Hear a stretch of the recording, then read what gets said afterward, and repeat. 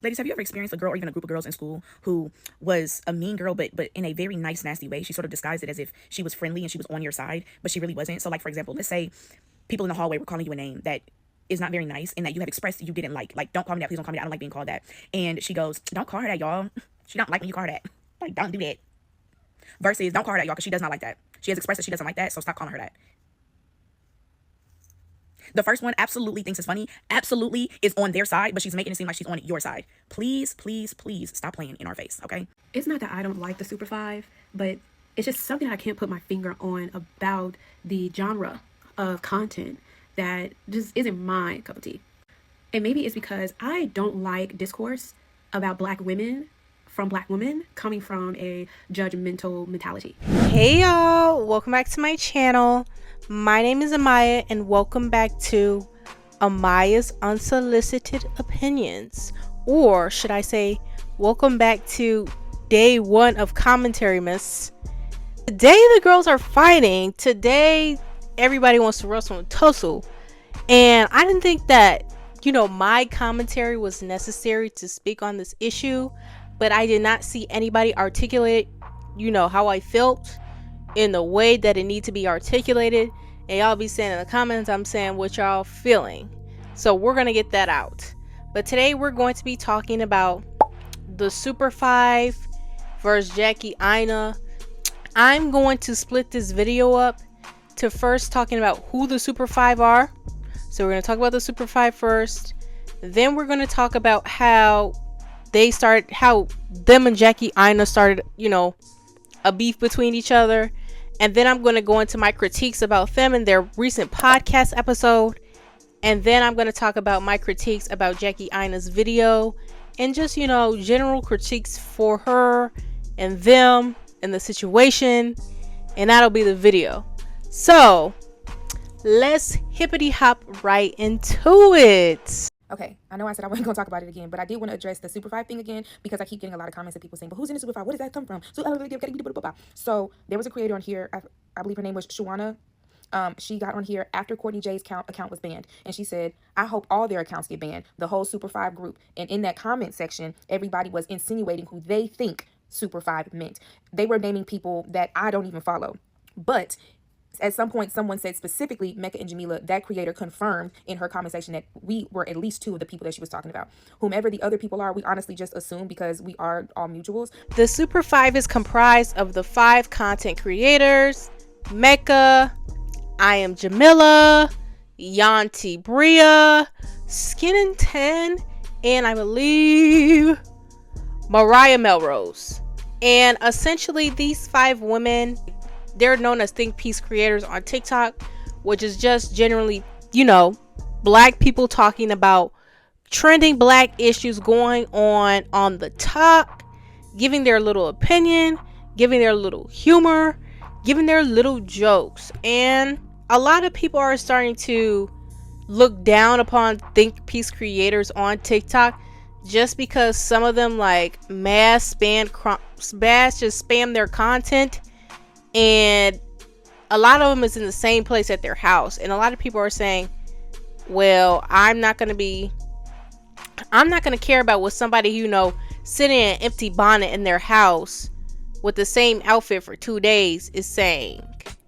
All collectively are getting so sick and tired of that type of content. Like, a lot of people come on here for ideas and tips. Nobody wants to see another struggling person laying down in a bonnet just ranting about people to feel better about themselves. And this is what people like her do every day. They don't even switch it up and be like, okay, I'm gonna be positive today. This is how you love yourself. This is me organizing my room. This is how I get out of depression. Like, none of that. It's just, oh, let me hunt the internet and see who I can drag to get views. When you're not even getting out of bed and taking a shower. That's the type of discourse I've seen online. So they're really getting tired of these think piece creators. But what does this have to do with the Jackie Aina issue? So recently, 2 days ago, or a day ago, I guess, Jackie Aina made this Get Ready With Me video of her doing her makeup. And in this 8-minute video, she was basically talking about the Super 5 and how in the past, when everybody was calling her auntie. In that other video I made, Crazy in discourse on here. Most times I do not participate because why would I? But currently, the discourse taking place about a group of TikTok creators that I personally have had like not great experiences with, and it like recently dawned on me that like all of these creators are friends. And from what I've seen, the general discourse around these specific creators is that basically they give bully. Now, I am not a fan of dogpiling on creators because I understand how it feels to be dogpiled on, and even if I'm not a fan of someone or their content, I never want to be a contributing factor to that. However, because I have a lot of followers, I do feel like I'm oftentimes like unfairly held to a higher standard, and that reason alone really keeps me from being candid and sharing a lot of, I would say, like vulnerable experiences as a creator. So as you may or may not know, because most of y'all don't let me forget it, a couple months ago y'all dragged me for filth, accusing me of blocking people because they were congratulating. Like I laugh because it's so stupid. Like, don't even I need y'all to start for those of y'all that still are like talking about that, because there's a lot of y'all that still like talk about that never happened. I need to hold your hand. Hold on, I'm going to hold your hand gently before we move on to the rest of the story and remind you that quite literally never happened, just so we're clear. Well, basically, I was accused of going on a mass blocking spree. There was one particular creator I was in this group that's currently being discussed right now. And I'm not gonna hold you. I could not say this lady's name. The only thing I know about her is that she's light skinned and she kind of looks like Sharpie Benson. Do whatever with that information that she will. She basically told her audience that I blocked her after she made a video defending me. She had, I guess, defended me and like basically said something along the lines of like, "No, Jackie, get down. Like, that's just who she is." And they came back to her platform and said, "Jackie blocked me. I was defending her. What did I do? Well, I know y'all know what I'm talking about because there was like a few people when this all circulated that were particularly louder about this whole Jackie Aina blocked me situation. Now, what the creator failed to tell y'all was that, yeah, I blocked her 3 months before that exchange. I'm laughing now, but it's really not actually funny. She would come up on my timeline and she was commentary. I would occasionally engage with the content, scroll on, keep it pushing until I saw something that I didn't like. It was definitely something about me specifically. She would make it funny. Like, there's really no other way to say it. And I blocked her. So I want you guys to just follow what I'm saying, because I don't know if you've picked up on like what I'm implying. This creator, in the midst of me getting obliterated for going on an alleged mass blocking spree, in order to give legitimacy to this, she made a video defending me and told her audience I blocked her in response to that, but failed to tell y'all that she had already been blocked for months. Do you see what? And I know that a lot of you guys are not gonna like that I'm saying this, but if you know the creator that I'm talking about, understanding what she looks like, how she's gonna be perceived, and then looking at me and how I'm the most times typically perceived. The moment a woman like her says, "Jackie, I know the big scary, she blocked me out, like I was so nice to her, she blocked me, can you believe that she blocked me?" You knew that was going to be believable coming from you, and you posted that content anyway. You knew it would do numbers. I don't know, I just find that particular method of like handling your platform kind of cruel. And she had a big problem with it because of how they joked in the videos that they made, and she felt like, you know, those type of mean girls that like to joke even though you let them know that you don't want to be joked about and they keep doing it. That's how she felt like. She felt like they were passive aggressively trying to play with her, so she blocked them. That's what she said. Then she continues the video by going on and saying, even though she blocked them, she saw their content. That already had me a little usually when I block people, I don't know where they go on the internet. I don't remember their username. If somebody blocks me, I don't know I'm blocked. But even if I do get blocked, I'm gonna make it worth it for me to get blocked. She felt like they were being disrespectful with the auntie comments, knowing that she does not want to be called auntie on the internet. They were being disrespectful with the blocking because she said, you know, after she got married and changed her name, she wasn't the person blocking everybody, and that the internet was basically doing too much about, you know, her blocking everybody when that wasn't her, that was her team. Whatever. A lot of things to think about, but I guess understandable. Now, after her response, they went on their podcast and, you know, talked about the situation. I watched the full podcast and I just have a few notes. I just have a few critiques. I'm going to start off with the little comments. I'm going to start off by, you know, the most negative critiques, and then we're going to move down positively, because I don't want to seem like I'm biased on either side. Because at the end of the day, I watch everybody's content. So, the first thing I want to talk about is the little comments they made. Not specifically them, because I feel like their whole video was definitely giving like, this is a planned out PR response. Especially somebody that's a marketer and going to college for marketing and fashion product development. This is definitely a well thought out, researched, planned marketing response. But even within that, there was still little comments, little smirks being made that threw people off the runway. My biggest thing, and especially because, again, Jamila and Mecca always talk about how they are PR, they're in PR, they've gotten degrees in that. Cute. I feel like it was a huge PR mistake to jump on the platform, especially when you're saying yourself you already have a big platform, to jump on it and say that without even knowing that she blocked you from this specific situation, whether it was a joke, whether it was banter or not. I just don't think that was a smart decision. I would have done that. I remember vividly seeing that video and I was like, oh, now she's literally calling Jackie out for blocking her, for, I guess, even supporting her. Because again, it paints the narrative that she blocked you from something that was not even intentionally mean, or it was more lighthearted and you were really on her side. And so you got blocked from that, when in reality, she's been blocked you. So, and I guess obviously you would have known that, but since you didn't know, why did you get on your platform and act as if you knew the timestamp of when she blocked you? Like specifically about Jackie's, you know, perfume bottles. And I do want to take responsibility. The part about the bottles being ugly, that was me. But I think you left out the full sentence. I said The bottles are ugly. They look like they are from Ross. I know that because I be in Ross, but the perfume smells very, very good. It does. Great product. I'm a perfume girl. Well, and I'll take it a step further. I'm sorry. I apologize for saying the bottles were ugly. I do want to offer an apology because I think it's only fair. With Mecca saying that the perfume looked like it was from Ross because she shops at Ross, and tried to, I'm apologize for that comment even though it already came out your mouth. That definitely was not thought out with the PR, and it was kind of giving disrespectful, because it's just like, personally for me, if I don't like something about you, I'm not gonna I'm gonna make it known. But there's not gonna be an apology at the end of that. And I feel like she apologized for what she did, but it was in a way where it's like, I said it, I meant what I said, but low key I apologize just to get this over with so we can move on as grown people. But I still feel like your perfume bottles still look cheap. You know what I'm saying? Even though Jackie Aina's perfume be staying so out, but it is what it is. Now, my second critique is, I don't know, I liked that it was thought out, because at the end of the day, the best apology comes from if somebody's thinking about what they need to say and addressing what was said. But something like, a lot of people were just saying something about it was just underlying, giving like you were trying to play in Jackie's face. And I understand what they're saying, because I just don't understand, like, if the situation was on TikTok, why we need to sit down and have a full YouTube video addressing her and apologize, like, and creating PR responses. Like, it's not that serious.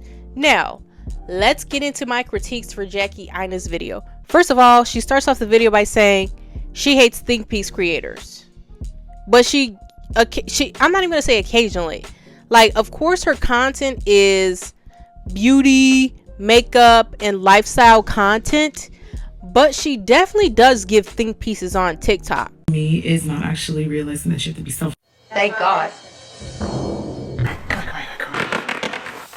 Thank. Yes, we all are. And if start doing it too, then I know what you are. Actually, why don't we normalize trolling? And a lot of people were saying, like, she thinks that her content is better because she gives think pieces, in a silk robe and in a big house. I think that Jackie Aina thinks because she shoots high quality think pieces that her think pieces aren't the same in what she's trying to combat or talk about in that video. She tried to say a lot of their videos use dog whistles and reference to colorism. And it's just like, girl, I think you're doing the exact same thing. At the end of the day, a think piece is a think piece. Just because you record on a camera, chop it up, and put it on TikTok doesn't make it any different from somebody picking up their phone. Like, you're still in the beauty realm. That's where you were. That's where you are, beauty and lifestyle. And you're trying to integrate on TikTok mess. Not to necessarily bring relevance, because, you're Jackie Aina. But, girl, the blockation shit happened months ago. And I'm not going to lie, to some extent, I agree with that. She definitely does sit up and does get ready with me's, and she recently just did get ready with me talking about, this other black content creator and the the transphobia that's going on in the black community. That's a think piece content right there. So when she said that, I was kind of just like, you can't say that then be sitting up giving think piece content. You know what I'm saying?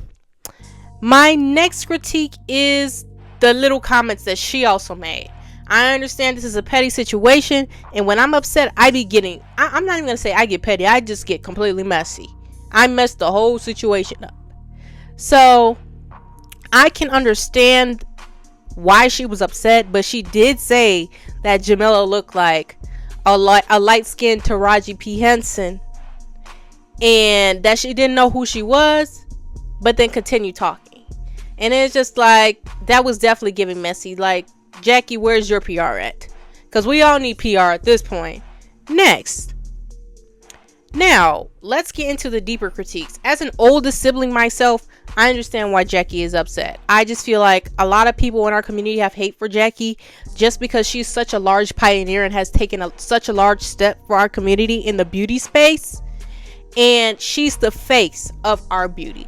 So, when she makes content addressing why she's upset, a lot of people take that as dogpiling. a lot of people take that as you're trying to put somebody down for simply just giving your opinion instead of just understanding what's coming out of her mouth. A lot of people who don't have any money, or a lot of people who are jealous of her, instead of hearing her for what she's saying, they don't care about what she's saying. They're just in their head, girl thinks she is this, that, and the third, because she has millions of followers and all of this. But it's just like, I completely understand why she's upset. But I also believe that there's this, implicit bias.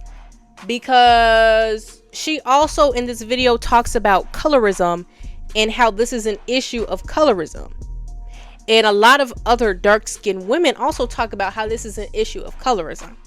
Now, why I understand she may think that, because as a black woman in the beauty space, when everybody is trying to take you down every day because they don't believe that you deserve to be in the space you're being in, and your community is also doing the same every day, this is not a case of colorism. Women in the Super 5 are dark skin and light skin. This has to do with a petty issue. This is not a colorism issue. Now, those women cannot control the way that the black community perceives them because they're light skinned. And those women cannot control the black community hating Jackie because Jackie is a black woman that has excelled past what a black woman should be and what a black woman should look like and what a black woman should act and how she should respond and this and that. You know, I just think that a lot of dark-skinned women that are making commentary and making videos talking about how this has always been a colorism issue and colorism this and colorism that, and people only want to listen to the light-skinned women and this and that. This is not a colorism issue. This is a human being issue. This is a messy issue. Now, if they would have said, well, you know, Jackie looks like this and that, and I can't stand that dark-skinned B and this and that, understandable. And if people are on their side, or you know, accepting their apology because they're light skinned, that's their prerogative. But as far as I'm concerned, they did not say anything about the color of her skin and address that in the video. And that's the one thing that I agree with. I don't think this is a colorism issue. I think that she's been attacked far too long and is perceiving this as colorism because that's how people constantly treat her because she's a dark-skinned woman, period. They don't want a dark-skinned woman controlling the beauty space, period. That's what I think that is. Now, I also agree to some extent about people saying that she does not enjoy criticism. I believe that because in some instances where Jackie is giving criticism, or like this situation where she's been responded to, she tries to come off as unbothered and she tries to come off as this and that, and that's understandable. I act that way as well. But then you can't be unbothered and then explode and address it. You know, as an older sister, I understand where she's coming from, but at the same time, you're not just an older sister anymore. You're now a businesswoman.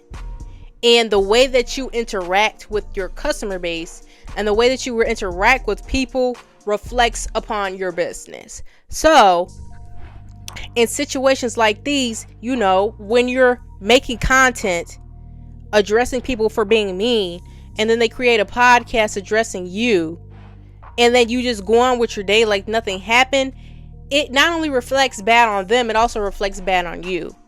Which is what, I don't know, like, I understand that she was operating in an emotional space, but at the end of the day, you have to consider yourself as a business, and you have to consider yourself as a businesswoman before anything else, especially since you use social media, you know, to promote your business, and you yourself are your brand, if you get what I'm saying. But at the end of the day, I don't really take any of this seriously. Like, I feel like this could have been done in a DM, a call, a text, a meeting, a Zoom. I don't understand why this is brought to the internet. This could have been said in real life, since we're seeing people in real life. You know what I'm saying? Like, everybody's making hundreds of millions of dollars, but we're resorting to the internet to hash out our differences. Like, be so for real. But y'all, thank you for watching this video. Today is day 1 of Vlogmas, and stay tuned for the video tomorrow. But yeah, Like, comment, subscribe, and have a beautiful day. My newbies look like cranberry, but she don't love me, she too scary. My open